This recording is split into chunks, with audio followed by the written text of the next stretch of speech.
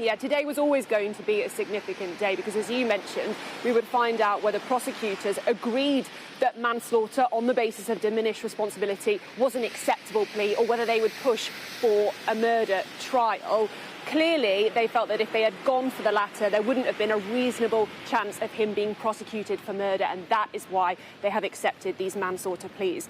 In terms of that phrase, diminished responsibility, here it refers to his mental state at the time. He has been analysed by 4 psychiatrists who all agreed that he was suffering from paranoid schizophrenia, and that clearly had a massive impact on his violent actions back in June. We understand that he thought he was being controlled by MI5 and that he acted out of voices speaking to him in his head.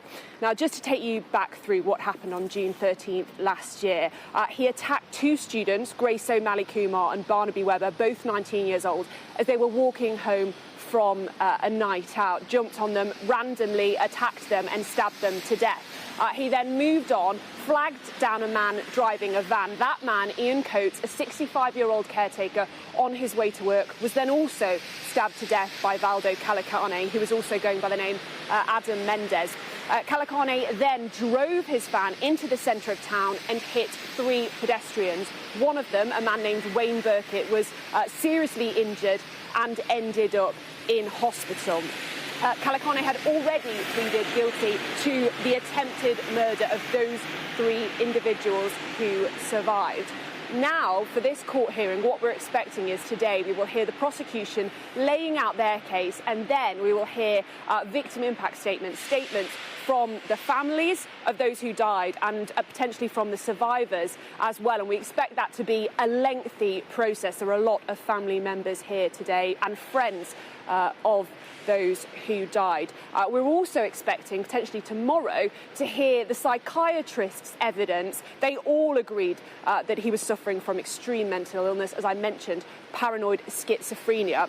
And then it will be up to the judge to decide on sentencing. It's not clear when that will take place. So he will have to consider the crimes, the defendant's mental state at the time. He could impose a whole life sentence, but he will also have to consider where to place Calocane. We know that Calocane has already been held in a secure psychiatric facility since he was arrested.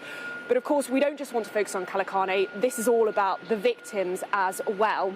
I've already mentioned their names, but Barnaby Webber, the 19-year-old student, he was a history student at the University of Nottingham, a keen cricketer, much loved by his friends, including members of the university's cricket club. I spoke to one boy yesterday who knew Barnaby well, devastated by what has happened.